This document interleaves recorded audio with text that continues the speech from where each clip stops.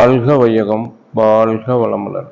அருட்பேராற்றல் இரவும் பகலும் எல்லா நேரங்களிலும் எல்லா இடங்களிலும் உறுதுணையாகவும் பாதுகாப்பாகவும் வழி நடத்துவதாகவும் அமையுமாக. அன்னைக்கு வணக்கம், தந்தைக்கு வணக்கம், அருட்தந்தை ஆசான் வேதாத்திரி மகரிஷி அவர்களுக்கு வணக்கம். ஆதியனும் பரம்பொருள் மெய் எழுச்சி பெற்று அணுவென்று உயிராகிய அணுக்கள் கூடி மோதி இணைந்து இயங்குகின்ற நிலைமைக்கேற்ப மூலகங்கள் பலவாகி அவை இணைத்து பேதித்த அண்ட ஒடிகளாய் மற்றும் பிறப்பு இறப்பிடை உணர்தல் இயக்கமாகி நீதி நெறி உணர் மாந்தராகி வாழும் நிலையுணர்ந்து தொன்றாட்டி இன்பம் காண்போம். வாழ்க வையகம், வாழ்க வையகம், வாழ்க வளமுடன். இப்போ மாதிரி என் பேர் ஜெயராமன். நான் மன்னாரையிலிருந்து வர்றேன். சொந்த ஊர் காரைக்குடி பக்கம், திருப்பத்தூர், பிள்ளையார்பட்டி தெரிஞ்சிருக்கும் நினைக்கிறேன் பக்கம்.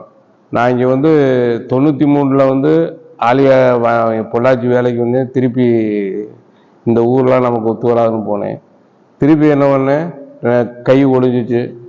ஏன்னா சில பேர்லாம் எங்கள் ஏரியா பக்கம்லாம் வெளியூரில் இருந்தால் பொண்ணு கொடுப்பாங்க. இன்னும் அந்த பழக்கம் இருக்குது. அதனால் என்ன பண்ணாங்க, நீ இங்கே இருந்தால் சரியாக வர மாட்டேன், திருப்பூருக்கு போனாங்க. நான் எம்ஏ எக்கனாமிக்ஸு. நான் எம்ஏ படித்து ஆசிரியர் ஆகணும்னு ஆசைப்பட்டேன். ஆனால் விதி சில சூழ்நிலைகள்னால டிஸ்கன்டினியூ பண்ணுற மாதிரி ஆகிப்போச்சு. ஆனால் அது இறைநிலை என்னை விடலை. நீ எப்படி இருந்தாலும் நீ சர்வீஸ் ஆசிரியர் ஆயிடுவா அப்படின்னு என்னை இங்கே எம்ஏ படித்து கிட்டத்தட்ட விஷன் முடித்தோம். அடுத்து அகத்தாய் முடித்தோம். இப்படி முடித்து விஷன் 1 வருஷம் 2 வருஷம் பண்ணோம். அது ஆசிரியர் ட்ரைனிங் பண்ணோம். அதுக்கப்புறம் பார்த்தீங்கன்னா இப்போ இந்த சர்வீஸ்க்கு வந்துருக்கேன். இந்த சர்வீஸுக்குள்ள நான் தொண்டை பற்றி பேசுனால சொல்கிறேன். எத்தனையோ நாங்கள் 2-3 வருஷம்லாம் வீட்டுக்கே போகாமல் படித்தோம். எப்படின்னா டெய்லி ஒரு நாள் விட்டு ஒரு நாள் விஷன் கிளாஸ் இருக்கும், எம்ஏ கிளாஸ் இருக்கும். ஞாயிற்றுக்கிழமை காலையில் அமர்ஜோதி போவோம், சாயந்தரமே வருவோம். சாயந்தரம் எங்கேயாவது மன்றத்துக்கு சர்வீஸ் போவோம். இப்படி 2 வருஷம் ட்ரைனிங் எடுத்துட்டோம். ஆனால் எத்தனையோ தடவைகள் சூழ்நிலைகள் வரும் நமக்கு, நீ வேண்டாம் போதும் குடும்பத்தை பாரு அப்படின்னு. ஏன்னா அப்படி சூழ்நிலை நமக்கு வரும். ஆனால் எத்தனை சூழ்நிலை வந்தாலும் வேண்டாம், நீ சர்வீஸுக்கு தான் கரெக்டான ஆள் அப்படின்னு என்னை இன்னைக்கு வரையும் விடாமல் வச்சிருக்கு.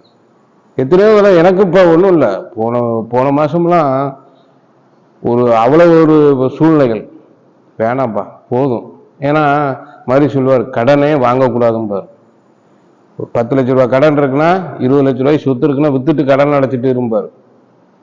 அப்படி சூழ்நிலையில் நான் இருக்கிறேன். இருந்தாலும் என்னை பற்றி நீங்கள் விசாரித்து பார்த்தீங்கன்னா எப்படின்னா நான் மகிழ்ச்சியாக இருக்கிறோன்னு அடுத்த பிரச்சனை. நம்மளை சுற்றி இருக்கிறவங்க மகிழ்ச்சியாக இருக்காங்களா? எந்நேரமும் நான் இருக்கிற இடம் ஒரு கலகலன்னு இருக்கும். நம்ம உதவி செய்கிறது அந்த ஒரு சிரிப்பு தான். இப்போ பார்த்தீங்கன்னா இப்போ தொண்டின் மேன்மையை பற்றி நம்ம பேச வந்திருக்கோம். அதாவது தொண்டு ஐயாவோட கேட்டார் செல்வராஜ் ஐயா ஒரு தலைப்பு சொல்லுங்க அப்படின்னு. நான் நிறைய இடத்துல தொண்டின் மேன்மை பேசியிருக்கேன், தொண்டுன்னு பேசியிருக்கேன், தொண்டின் சிறப்புன்னு ஆலியாரில் கூட பேசியிருக்கேன். எனக்கு என்னன்னு தெரியல. ஏன்னா எங்கள் ஆஃபீஸில் ஃபோன் பேச முடியாது, முக்கியமாக ஃபோன் பேச முடியாது. என்னன்னு தெரியல, திடீர்னு ஓனர் சாப்பிட போகிறாரு, லவக்குன்னு ஐயா தொண்டு செய்வோம் வெற்றி வருவோம் அப்படின்னு சொல்லிட்டு விட்டுட்டேன்.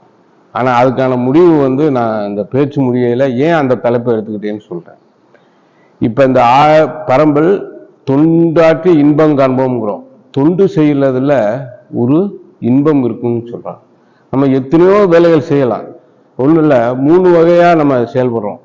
பணி செய்கிறோம், கடமை செய்கிறோம், அடுத்து தொண்டு செய்கிறோம்.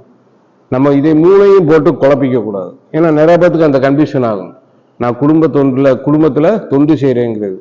ஆனால் குடும்பத்துக்கு செய்கிறது எதுவுமே தொண்டில் வராது. எதுவுமே எல்லாமே கடமை தான். பணிங்கிறது நம்ம வேலை செய்கிறோம், சம்பளம் வாங்குகிறோம், அவ்வளோதான். ஆனால் தொண்டுங்கிறது எதையுமே எதிர்பார்க்காமல் நமக்கு வரக்கூடியது தொண்டு. அதாவது சொல்றாரு அதே மகரிஷி, தொண்டாற்றி இன்பம் காண்போ. தொண்டுனா வேற ஒன்றும் இல்லைங்க. ஒருத்தர் கஷ்டப்படுறார், நமக்கு தெரியுது. அந்த கஷ்டத்துல நாம உதவி செஞ்சு அவர் வாழ்க்கைக்கு நாம ஒரு வழிகாட்டியா இருக்கணும். எந்தவித எதிர்பார்ப்பும் இருக்கக்கூடாது. நான் இப்ப ஐயா இருக்கிறாருன்னா ஐயாவுக்கு ஒரு உதவி செய்கிறேன், செஞ்சுட்டு திருப்பி அவர்கிட்ட நான் உன்னை எதிர்பார்க்க கூடவே கூடாது. அப்படி இருந்தால்தான் தொண்டுக்கு மதிப்பு, அதனுடைய பலன் நமக்கு கிடைக்கும். அப்போ என்ன நாம தொண்டு செஞ்சுக்கிட்டே இருக்கணும். மகளிர் சொல்வார், தான், சமுதாயம், இயற்கை. இந்த 3 நிலைப்புல தான் நம்ம வாழ்க்கை நடைகிறது. தான் நமக்கு முதல்ல நம்ம தொண்டு செய்யணும். இப்போ இதில் மனவளக்கலையில் இருக்கிற எல்லாருமே மேக்சிமம் எல்லாம் மனவளக்கலையில் இருப்பீங்க, பயிற்சி எடுத்திருப்பீங்க. நமக்கு செய்கிற தொண்டை நம்ம கரெக்டாக செய்கிறோமா? இன்னைக்கு எத்தனை பேர் நம்ம பயிற்சி செய்யாமல் இருந்தோம்? யோசிச்சு பாருங்க. இந்த உடல் நமக்கு எவ்வளோ பெரிய தொண்டை செய்யுது. ஏதாவது எதிர்பார்க்குதா? கிடையாது. இந்த காலையில் சாப்பிட்டோன்னா நைட்டு சாப்பிட்டாலும் சரி, காலைல சாப்பிட்டாலும் அது செரிமானம் ஆகி என்ன ஆகுது? கழிவுகளாக வெளியில் போகுது. அது என்னைக்காவது ஒரு நாளைக்கு நீ எனக்கு எதுவும் செய்யலை, நான் உனக்கு அது கழிவை வெளியேற்ற மாட்டேன்னா என்ன ஆகும்? யோசிச்சு பாரு. ஒன்றும் இல்லை, 2 நாளைக்கு 3 நாள், ஒரு 2 நாள் கண்டினியூவாக வெளியூர் போனோம்னா சில பேர்த்துக்கு கிளைமேட் ஒத்துக்காது. யோசிச்சு பாருங்க. நம்ம என்ன அந்த மோஷன் வெளியில் போகாது. ஆனால் அந்த டயத்தில் நம்ம என்ன பண்ணுறோம்? அந்த கழிவுகளை முறையாக வெளியேற்றிட்டு இருக்கு. அப்போ எவ்வளோ பெரிய தொண்டு. நம்ம என்ன பண்ண, எல்லாருமே ஒருத்தர் சார்ந்துதான் இருக்கோம். நான் இந்த பொருள் வாங்குறேன்னா நான் தனியாக எதுவும் சாதிக்க முடியாது. யாருடைய உதவி இருந்தால் தான் நான் சாதிக்க முடியும். சமுதாயத்தை சார்ந்திருந்தால் தான் சாதிக்க முடியும். அப்போ சமுதாயத்துக்கு செய்ய வேண்டிய எவ்வளோ பெரிய தொண்டு. நம்ம எல்லாமே சமுதாயத்திலேருந்தே பெற்றிருக்கோம். நான் எதையும் கொண்டு வரப்படல. சொல்லுவோம்ல, எதுவும் கொண்டு வரல, போகலையும் ஒன்றும் கொண்டு வர போகலைங்கிறோம். ஆனால் உண்மையிலே நான் தொண்டு செய்கிறதுக்கு முக்கியமான ஒரு உதாரணம் ஒன்று நடந்துச்சு. என்னுடைய வாழ்க்கையில் நடந்தது. நான் எனக்கு ஆசை இருந்துச்சு. மனுஷனா பிறந்த எல்லாத்துக்குமே ஆசை இருக்கும், பிரச்சனைகள் இருக்கும். எனக்கு ஆசை இருந்துச்சு. எப்படி ஆசைன்னா, ஷெரீப் காலனி உங்களுக்கு தெரியும், திருப்பூர்ல ஷெரீப் காலனி, கேபிஎன் காலனி தெரியும். அங்கெல்லாம் நான் வேலைக்கு போறப்ப அவ்வளவு பெரிய வீடு கட்டணும், சம்பாதிக்கணும், அப்படிலாம் ஆசைப்பட்டேன். அந்த ஆசையெல்லாம் ஒரே ஒரு நிகழ்ச்சியில் சுக்குநூறாக போச்சு. வேண்டாம், நம்ம தொண்டு செய்வோம் அப்படின்னு. என்னன்னா, இங்கே திருப்பூர்ல ஒரு கம்பெனி ஓனர், நல்ல கம்பெனி, ஆனால் பேரை சொன்னால் உங்களுக்கு தெரியும். ஆனால் அது வேண்டான்னு நினைக்கிறேன். ஏன்னா அவர் இறந்தோன்னே நம்ம தான் யார் கூப்பிட்டாலும் ஐயா வாங்க செத்த வீட்டில் விசேஷம் வச்சுருக்கேன், கொஞ்சம் சர்வீஸ் பண்ணோம்னா நான் போயிடுவேன். அந்த மாதிரி ஆள். அப்படி என்ன பண்ணேன், போயிட்டு எல்லா நிகழ்ச்சியும் முடிஞ்சு கடைசியில் ஃபைனல் வரையில் என்ன சொல்கிறாங்க, நெத்தில் வச்சுரு ₹1 காணா அப்படின்ட்டாங்க. என்னடா அப்படிங்கிறால அப்படின்னு என்ன பண்ணிட்டாங்க, சாமி கும்பிடணுன்னு 1/2 கிலோமீட்டர் நடந்து எடுத்து கொடுத்தேன். அப்போ என்ன, அன்னைக்கு நான் அந்த ஆசையை விட்டேன். வேணாம், காசு சேர்க்கக்கூடாது. ஆனால் அதே மகரிஷி என்ன சொல்லியிருக்காரு, குடும்ப கடையை செய்யாமல் இருக்கவே கூடாது, துண்டுக்கு போகாதேங்கிறாரு. மன்றத்துக்கே நான் இன்னைக்கு வர்றேன்னா காலையில் ஆக்சுவலாக ஜோன் மீட்டிங் தான் போகணும்னு வச்சேன். மன்றத்தில் என்ன சொல்லிட்டாங்க, இன்னைக்கு தொகுப்புரைக்கு ஆள் வேணும், வாங்க அப்படின்ட்டாங்க. போனேன். நான் ரொம்ப நாளைக்கு அப்புறம் போனேன். உண்மையில என்னன்னு தெரியல, இந்த தொண்டும் தலைப்பு சொன்னதுக்கு அப்புறம் தான் இன்னைக்கு மன்றத்துக்கு போயிருக்கேன். அப்படி இல்லாட்டி என்ன பண்ணுவேன், ஸ்பீச்சுக்கு போவேன், மற்றதுக்கு. ஆனால் முதல்ல அந்த ஒரு 2 வருஷத்துக்கு முறை ஒரு சில குடும்ப கடமைகள், வீடு கட்டினேன், ஊரில் ஒரு சின்ன பில்டிங் கட்டினேன். அதனால் அந்த குடும்ப கடையிலேருந்து நம்ம வெளியில் வர முடியல. நான் ஏன் அதெல்லாம் செஞ்சேன்னா, நான் கிட்டத்தட்ட 5 வருஷத்துக்கு முன்னாடியே ஆலியாரில் மேடையில் பேசியிலே சொல்லியிருக்கேன். நான் என்ன பண்ணேன், 60 வயசில் சமுதாய தொண்டுக்கு வருவேன். நம்ம சொல்கிறோம் இல்லையா, 60ஆம் கல்யாணம் பண்ணுறோம்ல, நான்லாம் நினைக்கிறது 60ஆம் கல்யாணம்னா இருக்கணும், அது கிடையாது. குடும்பத்தில் இருந்துக்கிட்டே சமுதாய தொண்டு செய்யணும். அந்த இதுக்காண்டி அப்போ என்ன பண்ணேன், நான் என்ன பண்ணேன், இன்னைக்கு முடிச்சுட்டு இங்கே வந்திருக்கேன். அப்போ என்ன, நம்ம சமுதாய தொண்டை செஞ்சுக்கிட்டே இருக்கோம். இயற்கைக்கு இணை மாறாக நாம் எதுவும் செய்யக்கூடாது. இப்போ நம்ம எல்லாரும் வந்திருக்கிறோம். இப்போ ஐயா, நீங்கள் எத்தனை வருஷமையா இருக்கீங்க? 15 வருஷமா. உங்களுக்கு முத ஆக்கினை தீட்சை கொடுத்தாருல, அவர் பேர் நான் இருக்கா? பிரபாகரன் இருக்கு. அவர் சொல்லுவாரு, புருவத்திலே உந்தன் பூவிரால் தொட்டு எந்தன் உயிர் நிறுத்தி புல் செயல்கள் பதிவழிந்து அறிவறிய துரியம் அப்படின்னு சொல்லிட்டு கடைசியில் என்ன சொல்லுவாருங்க, ஒழுக்கத்தால் நட்பு உலகையே நட்பு கொள்ளும் அன்பு நெறி விளங்க வைத்து, அன்பு நெறி விளங்க வைத்து. யோசிச்சு பாருங்க. நான்லாம் உண்மையில இந்த அளவுக்கு இன்னைக்கு வந்திருக்கிறேன்னா குருவுடைய ஆசீர்வாதம். எனக்கு ஆக்கினை தீட்சை கொடுத்தவர் பேரு மணியண்ணன். எங்க எல்லாரும் கேள்விப்பட்டி, MKG மணியண்ணன். இன்னைக்கும் உண்மையில அவர் மாதிரி ஒரு 10 பொறுப்பாளர், யாரும் குறை சொல்லல, அவர் மாதிரி ஒரு 10 பேர் இருந்தாங்கன்னா இன்னைக்கு மனவளக்கலையே அப்படி நம்ம கைக்குள்ள கொண்டு வரலாம். அப்படி ஆளு. இன்னைக்கு எனக்கு பூத்து ஊத்தி அந்த அன்னைக்கு தொட்டு உணர்த்தாம, நீ நாளைக்கு வாப்பா, அடுத்த நாள் வாப்பா, ஒரு வாரம் கழிச்சு வாப்பான்னா சொல்லியிருந்தா என் நிலைமை என்ன ஆயிருக்கு, நான் இன்னைக்கு எங்கே இருந்திருப்பேன் கடவுளுக்கு தான் தெரியும். ஏன்னா தீட்சைங்கிறது யாரும் அவ்வளவு சீக்கிரம் நம்ம வாங்கிட முடியாது. அவ்வளோ நானே இந்த மனவளக்கலை வந்து முதுகு வலின்னு உள்ளே வந்து ஆழ்த்தேன். அப்போ என்ன ஒன்று அந்த நன்றி, நான் இன்னைக்கு உலகு உயர்ந்திருக்கிறேன்னா அதுக்கு காரணம் இந்த மகரிஷி எனக்கு கொடுத்த அந்த உயிரை உணர்த்தினதான். இன்னைக்கு நான் நல்லா இருக்கேன். நம்மளை பார்த்து பேசாத ஆளுகள்லாம் இன்னைக்கு கூப்பிட்டு உட்கார வச்சு பேசுகிறாங்க. அதுக்கு காரணம் என்ன? இந்த குரு தான் நமக்கு. அப்போ அந்த குருவுக்கு நாம் என்ன பண்ணணும்? ஏதாவது திருப்பி செலுத்தணும். மகரிஷி சொல்லுவார், தான், சமுதாயம், இயற்கை, இந்த 3 இயற்கையை நம்ம இன்னைக்குமே நம்ம எல்லாரும் டூர் போகிறோம், அதே மாதிரி ட்ரெயினில் போகிறோம், பஸ்ஸில் போகிறோம். போகையில் என்ன பண்ணுறோம்? அதான் சொல்லுவார், தொண்டு செய்யலைனாலும் பரவாயில்ல, அதை தொந்தரவு பண்ணாமல் இருந்தால் போதும் அப்படிம்பார். அதாவது எப்படின்னா, நம்ம போகிறோம், போகையில் என்ன பண்ணுறோம்? பஸ்ஸில் போகையில் தண்ணி பாட்டில் குடிச்சுட்டு அப்படி தூக்கி போகிறோம். சில பேர் காரில் இருந்து என்ன பண்ணுவாங்க? இளநீர் சாப்பிட்டு தூக்கி போடுவாங்க. அப்போ ஏதாவது வண்டி வந்து என்ன ஆகுது? அது நம்மளை அவர் ஆக்சிடென்ட் ஆகி சமயத்தில் இறக்குற நிலைமைக்கு கூட வர்றார். அதனால் என்ன பண்ணணும்? தொண்டு செய்யலைனாலும் பரவாயில்ல, யாருக்கும் துன்பம் தராமல் இருந்தாலே பெரிய தொண்டு தான். நான்லாம் என்ன பண்ணுவேன்னா, நான் எனது வாழ்நாளில் யாருடைய உடலுக்கும் மனதுக்கும் துன்பம் தர மாட்டேன், துன்பப்படுவோருக்கு என்னால் இயன்ற உதவிகளை செய்வேன். இந்த ரெண்டு வாசகம் தான் நான் இன்னைக்கு வரையும் சொல்லிட்டு வரேன். இன்னைக்கே நான் கோயிலுக்கு எல்லாம் போவேன். போனாலுமே என்னது? அந்த 2 வரிகளையும் அருக்காப்பும் சொல்லிட்டு என்னுடைய வேலையை ஆரம்பிப்பேன். அப்போ தொண்டுங்கிறது என்னது? எந்தவித எதிர்பார்ப்பும் இல்லாதது. அப்படி நான் உண்மை இன்னொன்று, அந்த இப்போல்லாம் ஆசிரியர்லாம் பார்த்தா கண்டிச்சா என்ன ஆகுது? கேஸ் போடுறாங்க, பிரச்சனைகள் வருது. கவர்மெண்ட் அவ்வளோ சட்டம் போட்டிருக்கு. ஆனால் அன்னைக்கு என்னுடைய ஆசிரியர் 1985 கிட்டத்தட்ட 40 வருஷம், 38 வருஷம், 39 வருஷத்துக்கு முன்னாடி என்னுடைய ஆசிரியர் இந்த முழங்கையில் அடித்தது, இந்த காதை கிள்னது இன்னைக்கு ஞாபகத்துக்கு வருது. அந்த ஆடியோ இருக்கு, கடைசியில் போட்டு காமிக்கிறேன் உங்களுக்கு. ஏன்னா இடையில போட்டால் அது சரியாகுது. அப்படி அந்த ஆசிரியர் தொட்டு இன்னைக்கும் அவருக்கு 40 வருஷத்துக்கு முன்னாடி என்ன குரல் இருந்துச்சோ அதே குரல், அதே கனிவு, அதே அன்பு, அதே பணிவு. அவர் சொல்லல எல்லாம் முடிச்சு சத்தம் போட்டு என்ன சொல்றாரு? ஏன்னா இவ்வளவு தூரம் வர்றீல ஊருக்கு, ஒரு நாளாவது வாத்தியாரை பார்க்க வந்தியாடா அப்படிங்கிறாரு. அது கேட்கல. அதுல 2 ஆசிரியர்கிட்ட பேசினேன், ஒரு ஆசிரியர் இன்னைக்கு உயிரோடு இல்லை. ஏன் சொல்றேன்னா அவங்களுடைய தொண்டெல்லாம் எவ்வளவு பெரியது. அதனால நாம் என்ன பண்ணணும்? நம்மளால முடிஞ்ச அளவு தொண்டு செய்யணும். அப்ப என்ன தொண்டு செஞ்சுக்கிட்டே இருக்கணும். மகரிஷிலாம் அவ்வளவு சாதாரண தொண்டு செய்ய கிடையாது. மகரிஷி ஒவ்வொன்றும் அனுபவிச்சு உணர்ந்து நமக்கு தொண்டு செய்கிறார். அன்னைக்கு வந்து அந்த நெசவு தொழில் நசிவடைஞ்சு வச்சு கடன் ஆகி போச்சு. எல்லாரும் வாழ்க்கை வரலாறு படிச்சிருப்பீங்க. கடன் ஆகி போச்சு. அப்ப கடனாகி போனோன்னா என்ன பண்ணாரு? எல்லாரும் நம்ம அன்னைக்கும் அந்த அருக்காப்பு சொல்லுவாங்க, நம்ம என்ன நினைச்சு அருக்கா போடுறோமோ அது நடக்கும் பாரு மகரிஷி. அப்படி அவர் என்ன நினைச்சாரு? தொழில் நடக்கணும்னு நினைச்சா அருக்கா போடல, அந்த கடனெல்லாம் அடவிடணும்னு நினைச்சு அருக்கா போட்டார். போட்டு என்ன பண்ணாரு? 1958 இந்த உலக சமுதாய சேவா சங்கம் ஆரம்பிச்சார். அப்படி ஆரம்பிக்காம இருந்திருந்தாருனால் அந்த ஒரு தனி மனிதன் சுயநலத்தை பார்த்து ஆரம்பிக்காம இருந்திருந்தாரா இத்தனை ஆசிரியர்கள், இத்தனை பேர் நம்ம ஒரு நல்ல நிலைக்கு வந்திருப்பாமான்னா கண்டிப்பா ஒரு கேள்விக்குரியதான். அவர் மட்டுமா சர்வீஸ் பண்ணாது? கிடையவே கிடையாது.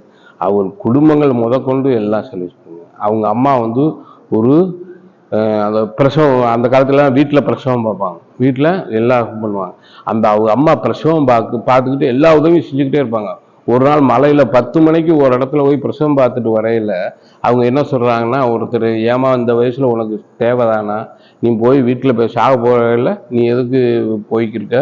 போய் வீட்டில் போய் படுக்க வேண்டியானே அப்படின்னு. அதுக்கு அவங்க அம்மா என்ன சொன்னாங்க, யமன் வர்றப்ப நம்மளை எடை போட்டு எடுத்துட்டு போக மாட்டேன், இவன் வெயிட்டு கம்மி, இவன் வெயிட்டு கூட எடுத்துட்டு போக மாட்டேன், அதனால இருக்கிற வரையும் நான் தொண்டு செஞ்சுக்கிட்டேன், சேவை செஞ்சுக்கிட்டேன் இருப்பேன் அப்படிங்கிறார். அதாவது தொண்டு செய்யலைனால் நம்மளை பற்றியே நினைச்சுக்கிட்டு இருந்தா யமன் கூட நம்ம பக்கத்தில் வர்றதுக்கு பயப்படுவாங்க. ஏன்னா தொண்டு அவ்வளோ பெரிய முக்கியமானது. ஏன்னா நம்ம தொண்டுங்கிறது நம்ம எதையுமே எதிர்பார்க்கிறது கிடையாது. எதையுமே எதிர்பார்க்காம நம்ம செய்யணும் தொண்டு. அப்போ அந்த தொண்டு செய்ய செய்ய நமக்கு என்ன ஆகும்? வாழ்க்கை நமக்கு சந்தோஷமாக இருக்கும். அடுத்து பார்த்தீங்கன்னா அவங்க அன்னை லோகாம்பாள், அவங்க எப்படின்னா அவங்க அதற்கு மேலே அதுக்கு, ஏன்னா அவர் ஆரம்பிச்சப்ப அவங்க குடும்பத்துக்குள்ள ஏதாவது சண்டை சச்சரவு இருந்துச்சுன்னா கண்டிப்பா இவ்வளவு சக்சஸ் இருந்திருக்கிறாரு. அப்படி இருந்து ஆரம்பிச்சாலுமே நம்ம பாதை மாறி இருப்போம். அப்படி அவங்க குடும்பத்துல என்ன பண்றாரு? அவர் ஊரா தொண்டு செய்ய போவார். ஒரு தடவை அப்போல்லாம் பஸ்ஸு கிடையாது, சைக்கிள்லேயும் போவார். ஒரு தடவை பஸ்ஸில் போயிருக்காரு, சாரி சைக்கிளில் போய் ஒரு இடத்துல தீட்சை கொடுக்க போயில இடம் கிடையாது, விரிப்பு கிடையாது. என்ன வைக்கோலை விரிச்சு அது மேலே உட்கார வச்சு தாங்கிட்ட இருந்த ₹1 எடுத்து கொடுத்து தீட்சை கொடுத்துட்டு வந்திருக்கிறார். அந்த மனுஷன் இன்னைக்கு உயர்ந்த நிலையில் இருப்பார். அப்படி மகரிஷி நமக்கு இந்த கல்வியை கொடுத்துருக்கிறார். அப்போ அந்த குரு என்ன இருக்கிறாரு? ஒன்றும் கேட்கல. நீ படிச்சத ஒரு நாளாவது நீ உடற்பயிற்சி யாருக்காவது சொல்லிக் கொடு, உடற்பயிற்சி சொல்லிக் கொடு. அப்படி இல்லையா யாருக்காவது தீட்சை கொடு, யாருக்காவது தீட்சை கொடு, யாருக்காவது தீட்சை கொடு அப்படின்னு இருக்காரு. அவர் உன்னால முடியலையா, நீ நான் குளிச்சுக்கிறேன் ஏன் முதுகுல ஏறிக்க யாராவது சொல்லுவாங்க? யோசிச்சு பாரு. அதனால நாம என்ன இந்த உடற்பயிற்சியை விடாம செஞ்சுக்கிட்டே வரணும். ஒன்றும் இல்லை, இந்த ஊத்துக்குளி அறிவுத்திருக்கோயில் ஒரு உண்மை திருப்பூர்ல ரொம்ப பேசணும். ஆரம்பத்துல இருந்து இது விளம்பரம் வந்துச்சு. ஒரு சதுரடிக்கு இவ்வளவுன்னு எனக்கு ஞாபகம் அது விளம்பரம் தெரியல. ஆரம்பத்துல இருந்துச்சு. எனக்கெல்லாம் நான் கோயிலுக்கு வருவேன், ஆனா எங்க இருக்கு எப்படி தெரியாது. இங்க வந்ததுக்கு அப்புறம் தான் எங்க இருக்கிறது தெரியும். அப்படி இன்னைக்கு இந்த நிலைமைக்கு உயர்ந்திருக்குன்னா ஏதாவது சுயநலத்தலோட உயர்ந்திருக்கா? இல்லை உண்மை இந்த பார்க்கையில எனக்கு அறிவுத்திருக்கோயில் மாதிரி தெரியல, ஒரு கல்யாண மண்டபம் மாதிரி தான் இருக்கு. ஒரு மினி கல்யாணமே நடத்தலாம், கோயில்ல கல்யாணம் வச்சு இங்க விருந்து வைக்கலாம்ல, இடம் கிடக்கு. ஏன்னா அந்த அளவுக்கு யாராவது ஏதாவது எதிர்பார்த்தாங்களா? கிடையாது. ஏன்னா இது எத்தனையருடைய உழைப்பு, எத்தனையருடைய அறிவை பயன்படுத்தியிருக்காங்க. அதே மகரிஷி சொல்லுவாரு, 5 துறைகள்ல தொண்டு செய்யலாம் பார். 5 துறைகள்ல, பொருள் துறை, அடுத்து விஞ்ஞானம், அடுத்து மருத்துவம், அடுத்து அரசியல், அடுத்து ஆன்மீகம். இப்ப நாம செய்யற தொண்டு ஆன்மீக தொண்டு. பொருள்ல தொண்டு செய்யலாம் பார். இங்க இருக்கிற அன்பர்களுக்கு ஒரு அன்பான வேண்டுகோள் என்னன்னா, இப்ப நம்ம எல்லாரும் பள்ளியில தீட்சை கொடுக்குறோம், பயிற்சி கொடுக்குறோம். மகரிஷி கிட்ட ஒருத்தர் ஒரு நாள் இந்த கல்வி எல்லாரும் மகரிஷி கிட்ட ஏன் இதை மடமாக்கிடலாம்ல அப்படின்னு கேட்டாங்களாம். மடமானா ஒரு டெஸ்ட் மாதிரி ஆச்சு, ஒரு இது மாதிரி பண்ணி நம்ம இங்கே எல்லாம் சொல்லி கொடுக்கலாம்ல அப்படின்னா அவர் சொன்னாராம், இது அந்த மாதிரி கொடுக்கறதுக்காண்டி ஆரம்பிச்ச அறிவு திருக்கோயில் கிடையாது. இது எதிர்காலத்துல பள்ளி குழந்தைகளுக்கு போய் சேரணும் அப்படின்னாராம்.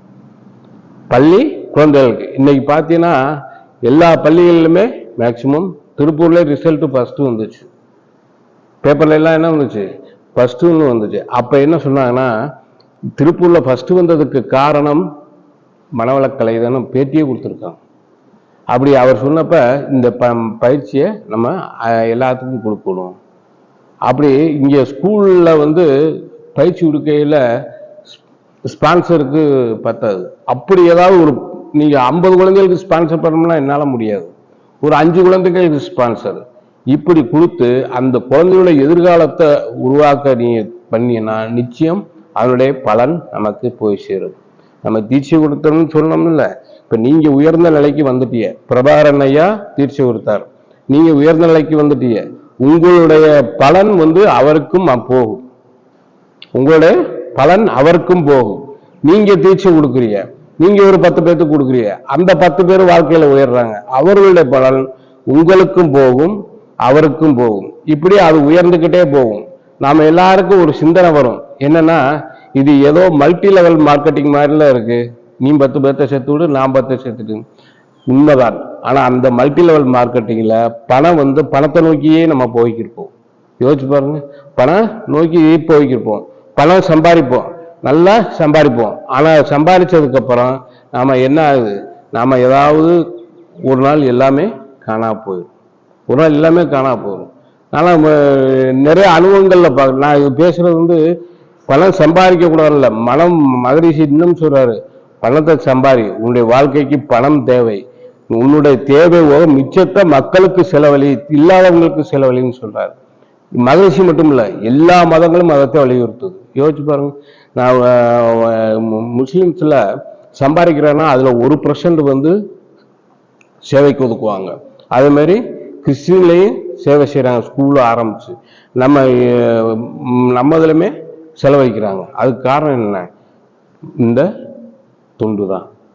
நம்ம இப்போலாம் பார்த்தீங்கன்னா நிறைய தொழிலதிபர்களை செய்யறாங்க, யாரும் தொழிலதிபர் தான் மன்னிச்சுக்கோங்க, தொழில்கள் செய்கிறாங்க, சேவை செய்கிறாங்க, ஏதோ ஒரு வகையில் சாப்பாடு உறவுகள். ஏன்னா எல்லாமே வந்து சமுதாயத்திலிருந்து எடுத்தது தான். அவங்க மனசால வந்து எதுவும் எதிர்பார்க்காம செஞ்சது கிடையாது. அப்படி சேவை செய்யல என்னன்னா அதில் ஒரு நாம்ஸே இருக்கு கவர்மெண்ட் ரூல்ஸ்ல. அது எப்படின்னா லாபத்தில் வந்து 0.5%, 0.15 என்னமோ சமுதாயத்துக்கு செலவழிக்கணும், அதாவது கவர்மெண்ட் ஆக்ட் இல்லை. அதனால சில பேர் வந்து இப்போ என்ன பண்ணுறாங்க, செலவழிச்சுக்கிறாங்க. ஆனால் ஏதோ ஒரு வகையில் செலவு செய்கிறாங்க. அது வகையில் நமக்கு சந்தோஷம் தான். அப்போ நம்ம என்ன பண்ணணும், இந்த சமுதாயத்தோட விடாமல் செஞ்சுக்கிட்டே வரணும். 5 துறைகள், பொருள் துறைனா அந்த மாதிரி நிறைய விஷயம் ஒன்றும் இல்லை. இந்த இதில் வந்து உருவாக்குறதுக்கு எத்தனை பேர் தங்களுடைய பணத்தை போட்டிருக்காங்க, எத்தனை பேர் ஒரு 500 ரூபாயிலேருந்து 5000 வரை 50,000 வரை இதில் போட்டிருக்காங்க. அதுக்கு காரணம் என்ன, எல்லாரும் எனக்கு ஏதாவது கிடைக்குமா, கிடையாது. எல்லாரும் எதையும் எதிர்பார்க்காம தொண்டு செய்யறது. அடுத்து வந்து ஆட்சியில் உள்ளவங்க தொண்டு செய்யணும் மகரிஷி சொல்றாரு. அதாவது ஆட்சியில் இருக்காங்கல்ல அவங்க தொண்டு உணர்வோடு செயல்படணும்னு சொல்றாங்க. அதனால மகரிஷி வாழ்த்தையிலோட அவங்கள நினைச்சு வாழ்த்துங்க அப்படிங்கிறாங்க. உங்க கவுன்சிலரை வாழ்த்துங்க, வாழ்த்தினீங்கன்னா அவர் உங்களுக்கு எல்லாம் செஞ்சு கொடுப்பாரு அப்படிங்கிற. அப்படி தொண்டு மிக முக்கியமானது. அடுத்து வந்து பார்த்தீங்கன்னா ஆன்மீக தொண்டு. இப்போ ஆன்மீக தொண்டு பார்த்தீங்கன்னா ஆன்மீகம் எதற்கு ஆரம்பிக்கப்பட்டதுன்னா மக்களை நல்வழிப்படுத்தணும்னு ஆரம்பிக்கப்பட்டது ஒன்று தான் ஆன்மீகம். ஆனால் இப்போ ஆன்மீகம் என்ன ஆகுது, தவறான குருமார்களால தவறான வழி நடத்துதலுக்கு ஆன்மீகமே அவளுக்கு கேள்விக்குறியாயிருக்கு, அவருக்கு ஒரு தவறாக வந்துருக்கு. ஆனால் நமக்கு கிடைத்த குரு மிக அற்புதமான குரு, நம்மளை பற்றி உணர வைத்த குரு. நான்லாம் என்னை உணராமல் இருந்தேன், நான் யாரு என்ன ஏது நான் எதுக்கு வந்தோம்ங்கிறதே தெரியாமல் தெரிஞ்சுக்குது. ஏதாவது பிரச்சனைனா போய் உட்காந்துருவ மூளையில். ஆனால் வந்து இன்னைக்கு இந்த அளவுக்கு நம்மளை உயர்த்தி நமக்கு குரு கொடுத்துருக்கிறாருன்னா அந்த குருவுக்கு நம்ம நன்றி ஏதாவது செய்யணும்னா அதுக்கு என்ன பண்ணணும், டெய்லி பயிற்சி பண்ணணும்.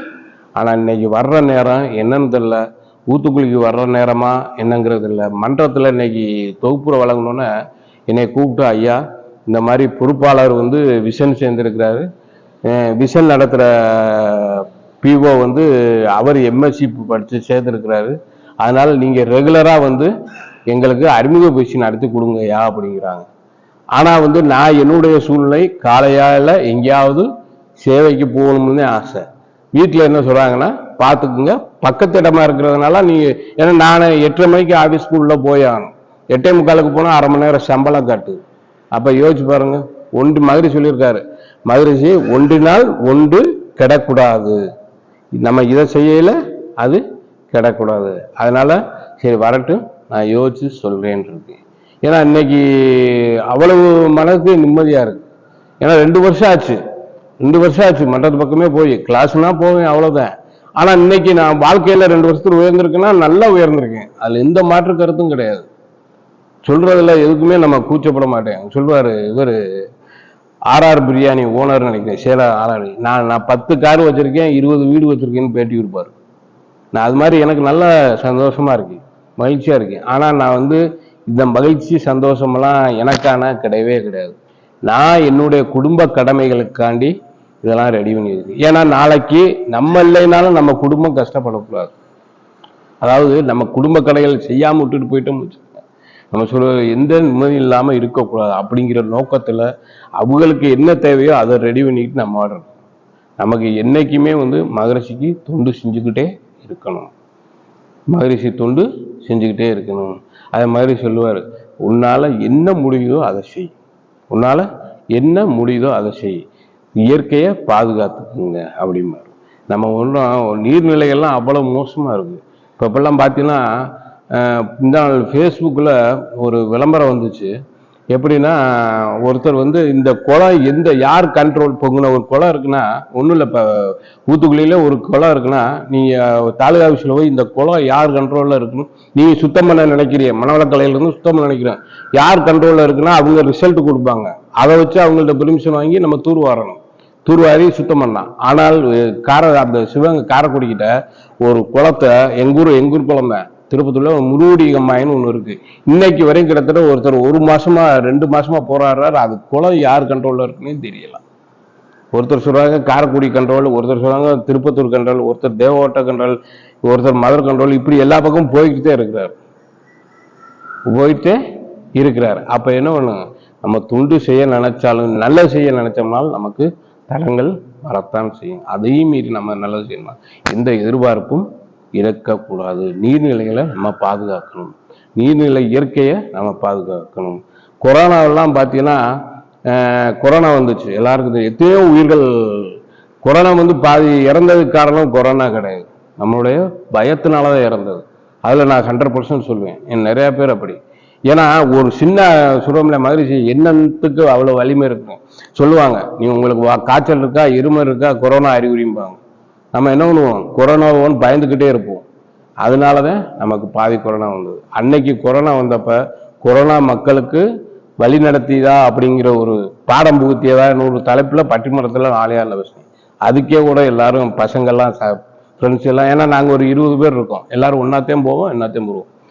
உங்களுக்கு தெரிஞ்சிருக்கு சத்தியபாமா தெரியும், சத்தியபாமா தெரியுமில்லைங்க, விஜயமங்கலம். அவங்க எல்லாருமே ஒரே செட்டு தான். இன்னைக்கு வரையும் எல்லாரும் ஆலியாருக்கு போயிட்டே இருக்கோம். இந்த செப்டம்பர் 13 கூட ஒரு 15 பேர் போகிறோம். நாங்கள் அது பிரிகிறதே கிடையாது அந்த செட்டு. அப்படி அந்த கொரோனா வந்து நமக்கு உணர்த்தினது இயற்கையை மறந்ததுனால தான். யோசிச்சு பாருங்க, காகிதத்தை பிளாஸ்டிக் காகிதத்தை போடுறோம், போடையில் நம்ம ஆடு போடுறோம், அது என்ன அது எங்கேயாவது போகுதுன்னு நினைக்கிறோம். அது போய் இன்னைக்கு நீர்நிலைகளுக்கெல்லாம் நம்ம கஷ்டப்படுறோம்னா என்ன காரணம், மழை பெய்யாமல் இல்லை. நம்ம கர்நாடகார வந்து தண்ணி விடலைன்னு சொல்றது தவறு கிடையாது. என்ன ரீசன்னா, நமக்கு வந்து தண்ணி கிட்டத்தட்ட 60-70% தண்ணி வந்து கடல்ல கலந்து வீணா போகும். அதை சேமிச்சு வைக்கிறதுக்கு நாம யாரும் தயாராகல. எவ்வளவோ சலுகைகள் கொடுக்குறோம், எவ்வளவோ இது பண்றோம், ஆனா அந்த நீர்நிலையை பாதுகாக்கணும் யாரும் நம்ம முயற்சி பண்ணல. அதனால நம்ம என்ன நீர்நிலைகளையும் பாதுகாக்கணும் மகரிஷி சொல்றாரு. அதாவது மகரிஷி என்ன சொல்றாரு, உன்னால எது முடியுதோ அதை செய், முடியலையா பேசாம, அதுவே தொண்டு, இருந்துக்கிட்டே வாழ்த்து. அது மாதிரி சொல்லுவார். 4 விதமா நம்ம தொண்டு செய்யலாம் பார். 4 விதமா, அறிவால, பொருளால, அடுத்து உடல் உழைப்பால. உன்னால முடியலையா கடைசியில எண்ணத்தால உதவி செய்யும் பார், தொண்டு செய்யும் பார். எதுவுமே ஆனா வந்து எதுவுமே எதிர்பார்க்காம செய்யணும். அறிவால உதவி செய்யணும் பார். உண்மையிலே வந்து சில பேர் சொல்லுவாங்க, நம்மளோட யோசனை நமக்கே கரெக்டா வராது, நிறைவேறாது, ஆனா அடுத்தவர்களுக்கு உதவும். அது நான் ஒரு வழக்கத்துல சில இடத்துல இருக்கேன். இப்ப பாத்தீங்கன்னா ஒரு அம்மா ஒருத்தர் சாமுண்டிபுரத்தில் ஒருத்தர் வந்து வித்யா கார்த்திக் ஜெயகார்த்திக்னு பேரு. அவரு ஆக்சிடென்ட்ல ராயல் கேர் மருத்துவமனையில் ஐசியூல இருந்தாரு. இப்ப ரூமுக்கு வந்துட்டாரு. அவருக்கு தெரிஞ்ச மனவளக்கலை அன்பர் நம்ம நம்பரை கொடுத்துட்டாரு அவங்க அப்பாட்ட, இவர்கிட்ட கேளுங்க ஏதாவது ஹெல்ப் பண்ணுவாரு அப்படின்னு. ஹெல்ப் பண்ணுவாருன்னு நான் என்ன பண்ணேன், கேட்டோன்னே எனக்கே ஒரு உணர்வு, ஏதோ நம்ம கூட பிறந்தவங்க அடிவிட்டது மாதிரி கூட. அது எப்படின்னா, கார்ல இருந்தவங்க பார்க்கிங் பண்ணவங்க திடீர்னு லெப்ட்ல ஓரம் கட்டவங்க எடுத்துட்டு போயிட்டாங்க. இவர் வண்டியில வந்திருக்கிறார், ஆக்சிடென்ட் ஆயிடுச்சு. இன்னைக்கு அவங்க அப்பா என்கிட்ட பேசிக்கிருக்காரு, பாலசுப்ரமணியன் சொல்லிட்டு. நான் என்ன பண்ணேன், உடனே அந்த சாமுண்டிபுரம் நிர்வாகத்தில் ஒருத்தர் முத்துக்குமாரன் ஐயா அவர்கிட்ட கூப்பிட்டு தெரியும், அவர்கிட்ட கூப்பிட்டு பேசி, ஐயா இந்த மாதிரி சூழ்நிலை, ஏன்னா என்னால எதுவும் உதவி செய்ய முடியாத சூழ்நிலை, அதனால நீங்க என்னன்னு பாருங்கய்யா அப்படின்னு சொல்லி சரின்னு பார்த்து விட்டு அவங்க சொன்னாரு, சரி நான் மண்டலத்துலேருந்து போய் பார்த்துருக்காங்க, ஒன்றும் பிரச்சனை இல்லை, தகவல் வந்துருச்சு அப்படின்ட்டார். இன்னைக்கு அவர்கிட்ட பேசிக்கிட்டே இருக்கேன். இன்னைக்கு என்ன பண்றேன், அவருக்கு என்ன பண்றாரு, மகரிஷி ஆடியோ அனுப்புங்க அப்படிங்கிறாரு, அனுப்புறேன். இல்லை வாழ்த்து ஏதாவது வாழ்த்துங்கிறாரு. மண்டலத்தில் அன்னைக்கு ஆக்சிடென்ட் அன்னைக்கு 2 நாள் கழிச்சு எல்லா குரூப்லையுமே போட்டிருந்தேன். ஏன் இன்னைக்கு வரையும் அவரை பார்த்தது நான் கிடையாது, இன்னைக்கு வரையும் பேசினது கிடையாது, எனக்கு சொந்தம் கிடையாது, எந்த உறவும் கிடையாது. ஆனா என்ன சொல்லுவோம், எல்லாமே ஒரே கருவுல இருந்து வர்றதுங்கிறத நான் அப்போ உணர்றேன். இன்னொருத்தவங்க பத்மான்னு சொல்லி பொள்ளாச்சி பக்கத்துலங்க பிராமின்காரவங்க, அவங்கள 2014 அவங்க ஒரு எக்ஸாம் எழுதியிருக்காங்க திருப்பூர்ல. ஏதோ ஒரு இதுல சர்டிபிகேட்டு காணா, ஃபாரின் போகணும்னா சர்டிபிகேட் கேட்குறாங்க. இன்னைக்கும் அவங்களுக்கு கூப்பிட்டு ஒரு ஐடியா கொடுத்து, இன்னும் 2 நாள்ல எப்படியும் 1 வாரம் 1 மாதத்துக்குள்ள உங்களுக்கு கிடைச்சிருமான்னு சொல்லி ஒரு நம்பிக்கையான வார்த்தையை நம்ம சொல்லணும். அது என்ன, நம்ம அறிவால செய்யற தொண்டு, அந்த அறிவாலை நம்ம செய்யணும். அடுத்து பார்த்தீங்கன்னா உடல் உழைப்பால மகரிஷி தொண்டு செய்யலாம்ங்கிறார். உடல் உழைப்பால இப்ப கொஞ்ச நாளா என்னன்னா, எங்கே ஆண்டு விழா நடந்தாலும் அங்கே சர்வீஸ்க்கு போயிடுவேன். ஒன்று பார்க்கிங் போவேன், இல்லாட்டி உணவு சப்ளை, சுகாதாரம், இது 3ல் ஏதாவது ஒன்றுக்கு சர்வீஸ் போயிடுவேன். இப்போ பார்த்தீங்கன்னா உடல் உழைப்பால சரின்னா, பீகார் மாநிலத்தில் கேள்விப்பட்டிருப்பீங்க. 2004-5 தஸ்ரஸ் மாஞ்சின்னு ஒருத்தர். அவர் எப்படின்னா அங்க ஆஸ்பத்திரிக்கு போறதுக்கு கிட்டத்தட்ட 55 கிலோமீட்டர் சுத்தித்தான் போகணும்.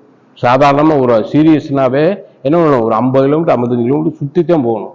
அவர் என்ன பண்ணாரு, அவர் ஒரு நாள் அவங்க ஒய்ஃபு மாசமா இருக்கவங்க கொண்டுகிட்டு வரையில, உணவு கொண்டுகிட்டு வரையில திடீர்னு வகுத்து வழியில இறக்குறாங்க. வகுத்து வழியில இறந்துற, ஆஸ்பத்திரி கொண்டு போக முடியாம இறந்துடுறாங்க. அன்னைக்கு அவர் என்ன பண்ணாரு, ஆகா நம்ம மனைவி இறந்துட்டாங்க அப்படின்னு அவர் சுயநலமா இல்லாம அவர் ஒரு ஆளா அந்த மலையை உடைக்க ஆரம்பிச்சார். ஆனா என்ன பண்ணாங்க எல்லாரும், என்னடா நான் ஒண்ணும் இல்லை, நானே என்ன பண்ணுவேன், நம்ம மனவளக்கலை படிச்சிருக்க இல்லைன்னு சொல்லல, ஆனால் ஒரு ஆள் மலையை உடைக்கையில் என்ன பண்ணுவேன், என்னடா ஏங்க உங்களால் முடியுமா, ஏதாவது பொக்லினை கூட்டியாந்து உடைக்கலாம்ல அப்படின்னு. ஆனா அவர் என்ன பண்ணாரு, 22 வருஷம் கஷ்டப்பட்டு அந்த மலையை உடைச்சு அதுக்கு பாதையை உண்டாக்குனார். அது பாதையை 55 கிலோமீட்டர் சுத்தி போக வேண்டிய பாதையை 15 கிலோமீட்டர் டவுனுக்கு போற மாதிரி பண்ணார். இப்ப இங்கிருந்து நம்ம கோயம்புத்தூர் வரோம்னா 15 கிலோமீட்டர் அந்த மாதிரி. ஆனா இன்னைக்கும் அவருக்கு அவர் வாழ்க்கையை படமா எடுத்தாங்க. அப்போ அவரை திட்டினவங்க எல்லாம் நான் பாராட்டினாங்க. அவர் என்ன பண்ணாரு, அவருக்கு மவுண்ட் பேட்டன் பட்டம்ங்கிற பட்டம் கொடுத்துட்டாங்க. அவர் வாழ்க்கையை படமாகவும் எடுத்தாங்க.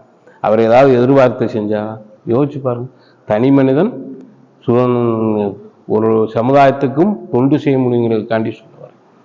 அடுத்து பார்த்தீங்கன்னா உடல் உழைப்பு, அறிவு, அடுத்து எண்ணத்தால உதவி செய்யணுங்கிறார். எண்ணத்தாலையும் தொண்டு செய்யணும் மாதிரி சொல்லுவார். ஒரு நாள் காசு பணம் இல்லையா, உடல் உழைப்பு உழைக்க முடியாதா, அறிவை கொடுக்க முடியாதா, எண்ணத்தால உதவி செய்யலைங்கிறார். 4 நாளைக்கு முன்னாடி போன வாரம், இந்த வாரம் செவ்வாய் புதன் நினைக்கிறேன், காங்காயத்து பக்கத்துல ஒரு ஸ்கூல் வேன் டிரைவர் இது மாரடைப்பு இறந்தாரு. எல்லாரும் பார்த்துருப்பீங்க. அவரு மாரடைப்பு வந்துருச்சு, அவருக்கு ரோட்ல போயிருக்காரு, மாரடைப்பு வந்துருச்சு, அவருக்கு தெரிஞ்சு வச்சு நம்ம பொழைக்க மாட்டோம்ங்கிறது 100% தெரிஞ்சு வச்சு. தெரிஞ்சவன என்ன பண்ணாரு, ரோட்ல ஓரங்கட்டி அப்படியே அந்த ஹேண்டில் பார்ல சாஞ்சி இறந்து போயிட்டார். அவரு பொழைக்கணும்னு நினைச்சிருந்தா என்ன பண்ணிருக்கலாம், வேகமா வண்டியை ஆஸ்பத்திரிக்கு ஓட்டிட்டு போயிருக்கலாம். பக்கத்துல ஆஸ்பத்திரி இருக்கு, இல்ல. ஆனா என்ன பண்ணாரு, அந்த குழந்தைகள்லாம் பாதுகாக்கணும், நம்ம உயிரை விட இந்த குழந்தைகள் உயிர் நமக்கு முக்கியம். ஆனா அரசாங்கம் சில என்ன பண்ணா, இந்த மாதிரி ஆள்களுக்கு சப்போர்ட் பண்ண, அவரு எல்லா குழந்தைகளையும் காப்பாத்திட்டாரு. அதனால அவர் குடும்பத்தை நம்ம நினைச்சு பார்க்கணும். அந்த மாதிரி சேவைகளை நம்ம தொண்டு செய்யணும். அவங்களுக்கு எந்த ஹெல்ப், அவங்களுக்கு ஏது ஹெல்ப், ஏதாவது ஹெல்ப் பண்ணணுமா? இத்தனை பேர் படிக்க வைக்காம இருக்கிறாங்க. இப்போ அப்பா இறந்தவங்கன்னா எத்தனை பேர் வேலைக்கு போய்க்கிருக்காங்க, யோசிச்சு பாருங்க. திருப்பூர்ல உண்மையிலே சொல்லுவாங்க, திருப்பூர்ல சம்பாதிக்கலைன்னா எங்கேயுமே சம்பாதிக்க முடியாதும்பாங்க. அதே மாதிரி திருப்பூர்ல முழுசா செலவழிக்காம எங்கேயுமே இருக்கு. திருப்பூர்ல செலவழிக்கிறது 3 வழிகள்ல தான் இருக்கு. ஒண்ணு செல்போனு, ஒண்ணு தவறான வழி, இன்னொன்னு சினிமா, ஆடம்பர பொருட்கள். இதனாலதான். அப்ப என்ன பண்ணணும், நம்ம எல்லாத்துக்கும் தொண்டு செஞ்சுக்கிட்டே இருக்கணும். பணத்தாலையும் நம்மளால முடிஞ்ச அளவு. நாளா என்ன நீங்க நினைப்பிய, நாளா ஆலியார் போறதுக்கு நம்ம பொதுவாக ஏதாவது தொண்டு செய்யணும்னா, ஐயா நானே சம்பளம் அவ்வளோதாயா வாங்குறேன், நான் எப்படி தொண்டு செய்ய முடியும் பணத்தால் அப்படின்னா, முடியும் உங்களால. ஏன்னா நம்ம ஒரு சின்ன ஐடியா, நம்ம ஊருக்கு போயில சில்லறை கொடுப்பாங்க, பஸ்ஸில் சில்லறை கொடுப்பாங்க. நம்ம என்ன பண்ணுவோம், பேட் பாக்கெட்டில் போட்டு வருவோம். அதை நான் என்ன பண்ணுவேன், எடுத்து உண்டியலில் போட்டுருவேன். ஒரு நாளைக்கு அதை எடுத்து ஏதாவது யாருக்காவது உதவி செய்வோம். இப்படி நம்ம பணத்தாலையும் நம்மளால முடிய உதவி செய்ய முடியும். அப்போ நம்ம இந்த தொண்டை என்ன பண்ணணும், விடாம செஞ்சுக்கிட்டே வரணும். ஒன்றும் எத்தனை தலைவர் உருவாயிருக்காங்க, எத்தனை தலைவர் நம்ம பாடுவாருங்க. இந்த மகாத்மா காந்தி எவ்வளோ பெரிய தொண்டு, நமக்கு சுதந்திரம் வாங்கி கொடுத்துருக்குறார்.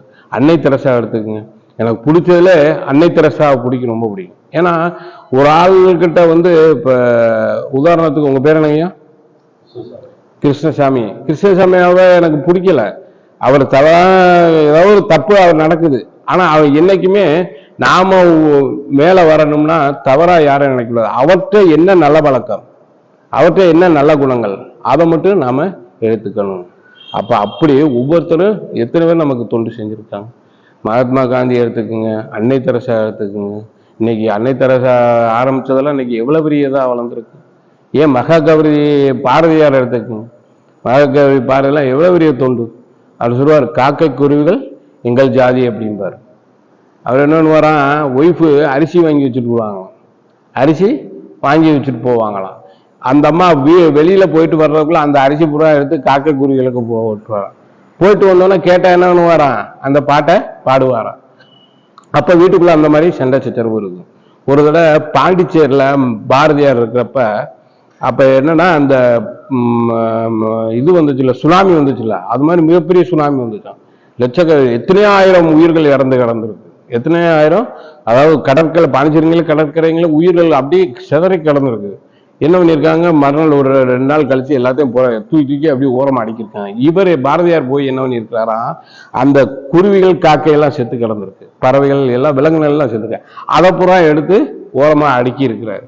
அப்ப என்ன கேட்டிருக்கேன், ஏப்பா நீ என்ன லூசா, நீ என்ன இத்தனை உயிர்கள் பாருக்க, நீ அதுல போய் புறக்கி இருக்க அப்படின்றான். அப்ப அதுக்கு பாரதியார் சொன்னா, ஏப்பா இதுகளை புறக்கிறதுக்கு நீங்க இருக்கிய, அதுகளை புறக்கிறதுக்கு யாரு இருக்கா? யோசிச்சு பாருங்க, அது எவ்வளவு பெரிய தொண்டு. நாமெல்லாம் இன்னொரு தொண்டு செய்தவர் யாருன்னா அப்துல் கலாம், அறிவால தொண்டு செஞ்சவர். ஆனா உண்மையில நம்மளாம் அப்துல் கலாம் வாழ முடியும்னா முடியாது கண்டிப்பா. ஆனா அப்துல் கலாம் மாதிரி எனக்கெல்லாம் ஒரு ஆசை, அவர் நம்ம இறக்கணும்னா அப்துல் கலாம் மாதிரி இறந்துடும். பேசிக்கிருக்கையில அப்படி ஒரு நல்ல மனிதர். வெளியில வரையில என்ன எதையும் எடுத்துக்கிட்டு போல நம்ம மாதிரி சொல்லுவார் இல்லையா, இங்க சாதி மதம் எதுக்கும் அப்பாற்பட்டது மனவளக்கலை அப்படின்பாரு. அது மாதிரி அந்த அப்துல் கலாம் அவ்வளவு பெரிய மிகப்பெரிய தொண்டு செஞ்சார். அப்ப தொண்டு செய்யறது அவ்வளவு பெரிய, தொண்டு செஞ்சுக்கிட்டே இருக்கணும். நம்மலாம் சொல்லுவோம், ஐயா நீ என்னங்க ஐயா தொண்டு செஞ்சீங்க அப்படின்னு. நான்லாம் என்ன பண்ணுவேன், முதல் நான் மனவளக்கலையில சேர்ந்தப்ப எனக்கு கொடுத்த பொறுப்பு வாழ்த்தும் பயணம். வாழ்த்தும் பயணம்னா இப்போ மன்றத்தில் வர்றவங்க எல்லாத்துக்குமே பயோடேட்டா வாங்கிடுவேன். டெய்லி பிறந்த நாள் வாழ்த்து, திருமண வாழ்த்து இன்னைக்கு வரையும் சொல்லிக்கிருக்கேன். அப்போ ஒரு ஸ்டேஜில் என்ன ஆகுது, எனக்கு இந்த தொண்டு செய்யறது என்னடா அது, இவங்களுக்கு இப்படி போர் அடிக்கிய அப்படின்னு. அடுத்து என்ன பண்ணேன், என்னுடைய நண்பர்களுக்கு 68 பேர் படித்தோம், 6வது 6th படித்தோம், 45 வருஷத்துக்கு முன்னாடி. அப்போ படித்த எல்லாத்துக்குமே 68 பேருக்கு என்னுடைய பயோடேட்டா என்கிட்ட இருக்கு. இன்னைக்கு வரையும் அவங்களுக்கு நான் வாழ்த்து சொல்லிக்கிட்டே இருக்கேன். இன்னொன்று பார்த்தீங்கன்னா, தினமலரில் ஒரு 10 வருஷத்துக்கு முன்னாடி இப்படியும் சில மனிதர்களும் ஒரு ஆர்டிக்கல் வந்துச்சு. அதில் ஒரு சமுதாய தொண்டு செஞ்சவங்க இல்லை ஒரு நேர்மையான ஆளுங்க இப்படி ஒரு போட்டா வரும். அப்போ அதில் ஒரு ஆட்டோக்காரரு காஞ்சிபுரத்தில், இன்னைக்கும் அவர் ஆள தெரியாது, முகத்தை பார்த்தோம் இல்லை, அவர் போட்டோ முன்னாடி வச்சிருப்பாரு. ஏன் போட்டோ வச்சிருக்கேன்னா, இந்த குடும்பத்தை பார்த்தா எனக்கு தப்பு செய்ய தோணாது அப்படின்னு. அவர் எல்லாத்துக்குமே இன்னைக்கு வரையும் தொண்டு செஞ்சது வாழ்த்து சொல்லிக்கிட்டே இருக்கு. சென்னையில் ஒரு அம்மா 2 வயசு 2 பிள்ளைய 50 வயசு பசங்க, எந்த உணர்வுமே இருக்காது, எந்த உணர்வுமே இருக்காது. பாத்ரூம் போகணும்னா சொல்ல தெரியாது, பசிக்குதுன்னா சாப்பிட தெரியாது, மோசம் போகுதுன்னா எதுவுமே அவங்களுக்கு தெரியாது, அந்த உணர்வுங்கிறதே கிடையாது. அவங்கள இன்னைக்கு வரையும் வச்சு பராமரிச்சுட்டு இருக்காங்க. அவங்களுக்கு வருஷத்துக்கு 4 தடவை 5 தடவை கூப்பிடுவேன். பிறந்தநாள் வாழ்த்து, திருமண வாழ்த்து, பசங்க 2 பேர்த்துக்கு மொத்தம் 4-5 தடவை கூப்பிடுவேன். ஒரு தடவை அந்த அம்மாவுடைய பையன் இறந்து போயிட்டான். இறந்தோன்னு எனக்கு அடிச்சாங்க, ஐயா இந்த மாதிரி என் பையன் இறந்து போயிட்டான். எனக்கு ஏன் சொல்லணும், யோசிச்சு பாருங்க. அது சொன்னோன்னே ஏதோ நம்ம கூட இருந்தவங்க யாரும் இறந்து போயிட்டாங்களோ அப்படிங்கிற உணர்வு எனக்கு. அப்ப நம்ம என்ன பண்ணணும், தொண்டு செஞ்சுக்கிட்டே இருக்கணும். எவ்வளவு நாள் முடியுமோ தொண்டு செய்யறதுக்கு நம்ம எதையும் எதிர்பார்க்கவே கூடாது. எதிர்பார்த்து மாதிரி சொல்லுவார் இல்லையா, எதிர்பார்ப்பு ஏமாற்றம் தரும் அப்படின்னு சொல்லுவார். எதிர்பார்ப்பு ஏமாற்றம் தரும். இன்னொன்று, எண்ணத்தால தொண்டு செய்யணும்னு சொன்னேன். அப்போ பார்த்தீங்கன்னா எங்க ஊர்ல ஒரு குளம் இருக்கு, சீதளி குளம்னு. அது 1500 பழமை ஆண்டுகளுக்கு முன்னாடி பழமை வாய்ந்த கோயில். அதுல தண்ணி, அதுல 60% மக்கள் அதுல தான் குளிப்பாங்க. ஏன்னா அவங்க குளிக்கிறதுக்கு வசதி இல்லை, அங்க குளிப்பாங்க. அப்ப என்ன பண்ண, ஒரு நாள் சுத்தமா என்ன பண்ணிட்டாங்க, ஏதோ தூர்வாரினதுல மிஸ்டேக் ஆகி தண்ணியே இல்லை. எனக்கு பஸ்ல போகையில வரையில எனக்கு ஒரு வருத்தம். அப்ப இதே மாதிரி ஒரு ஆசிரியர் என்ன சொன்னாரு, அப்ப நான் விஷன் படிச்சுக்கிருந்தேன். விஷன் ஆசிரியர் சொன்னாரு, இந்த மாதிரி மலை வாழ்த்து பாருன்னா குளத்துல தண்ணி வந்துடும் அப்படின்னா. சரி நம்ம பண்ணித்தேன் பார்ப்போமே அப்படின்னு நான் மலை வாழ்த்து சொல்லிக்கிட்டே இருக்கிறது அந்த குளத்தை நினைச்சு. ஆனா இன்னைக்கு அந்த குளங்கள் சில குறிப்பிட்ட இளைஞர்களால் தூர்வாரப்பட்டு இன்னைக்கு பாதி குளமா இருக்கு. ஆனால் நான் என்ன நினைக்கணும், நான் சொன்னதுனாலதான் அந்த நீர் வந்துச்சுன்னு சின்ன இருமாப்பு கூட நமக்கு வரக்கூடாது. எந்த எதிர்பார்ப்பும் இல்லாது. தொண்டு என்பது எந்த ஒரு எதிர்பார்ப்பும் இல்லாமல் செய்ய வேண்டும். இன்னும் கடைசியாக சொல்கிறேன், இப்போ நம்ம சொன்னோம் இல்லையா, எதிர்பார்ப்பு ஏமாற்றம் தரும், தொண்டு செய்தவர்கள் வெற்றி பெறுவார்கள்னு சொன்னோம். அப்போ தொண்டு செய்தல் வெற்றி பெறுவார்கள்னு ஏன் அந்த தலைப்பை எடுத்தேன்னா, இப்போ இந்த உலகம் பார்த்தீங்கன்னா அன்புக்கும் பாராட்டுக்கும் தான் இயங்குது. எல்லாத்துக்கும் வெற்றி கிடைக்காம இல்லை. நீங்க இருக்கீங்கன்னா உங்களுக்கு தகுந்த வெற்றி, நீங்க இருக்கீங்கன்னா உங்களுக்கு தகுந்த வெற்றி, உங்களுக்கு அவர் பொருளாதார வசதிக்கு தக்கன வெற்றி, ஒவ்வொருத்தரும் ஏதோ ஒரு வகையில வெற்றி அடைஞ்சுக்கிட்டே இருக்கும். ஆனால் அன்புக்கும் பாசத்துக்கும் இயங்குற எத்தனை அன்புக்கும் பாராட்டுக்கும் யோசிச்சு பாருங்க. அன்புக்கும் பாராட்டுக்கும். அப்ப இந்த ஸ்கூல் குழந்தைகள் கொடுக்கறது உண்மையிலே மிகத்தர. அதனால மகரிஷி அப்பவே சொல்லியிருப்பார் உலகம், இந்த ஸ்கூல் குழந்தைகளுக்கு இந்த மனவளக்கலையை கொண்டு செல்ல வேண்டும். அது பார்த்தீங்கன்னா எனக்கு ரொம்ப நாளாக ஒரு ஆசை, இந்த வயசான முதியோர் இல்லம் இருக்கு இல்லையா, முதியோர் இல்லம்னா தாய் தகப்பனை ஹோமில் கொண்டு போய் சேர்க்குறாங்களே, அந்த மாதிரி இடங்களுக்கும் நம்ம அந்த மனவளக்கலையை கொண்டு போகலாம், தொண்டு செய்யலாம். அப்படி ஏதாவது இடம் இருந்தால் சொல்லுங்க. நான் ஏன்னா இப்போ கிணத்துக்கடவுல ஒன்று இருக்கு, சரணாலயம்னு சொல்லு, மனநலம் குன்றிய இது, அதில் அவங்கள்ட்ட பேசியிருக்கேன். ஒரு நாள் சும்மா, அதாவது ஒன்றும் கிளாஸ்லாம் எதுவும் கிடையாது, சும்மா போய் ஒரு அரை நாள் அவங்களோட ஸ்பெண்ட் பண்ணிட்டு வருது. அந்த மாதிரி தொண்டு செஞ்சாலே நம்ம போதும். அப்படி அவங்கள்ட்ட கேட்டிருக்கேன், சொல்கிறோம்ட்டு இருக்காங்க. அது என்ன, அது மிகப்பெரிய அமைப்பு. அதனால் நம்மளால் முடிஞ்ச அளவு இருக்கிற வரை தொண்டு செஞ்சுக்கிட்டு இருப்போம். எந்த எதிர்பார்ப்பும் இருக்கக்கூடாது. ஆனால் நம்ம எதிர்பார்க்காம தொண்டு செஞ்சோம்னால் இறைநிலை நமக்கு என்ன கொடுக்க நினைக்குதோ அது கண்டிப்பாக கொடுத்தே தரும். நம்ம கொடுக்கறத யாருனாலையும் தடுக்க முடியாது. நான்லாம் இன்னைக்கு இவ்வளவு தூரம் நல்லா கஷ்டத்துலையும் ஒரு சந்தோஷமா இருக்கிறேன். நான் சொல்லுங்களேன், நான் கஷ்டத்துலையும் இவ்வளவு கஷ்டம் இருந்து என்னன்னு சிரிச்சுட்டு இருக்கிறாங்க. என்னைய பொறுத்தவரை தொண்டு செய்தா வினைகள் கழிகிறதுங்கிறது கிடையாது.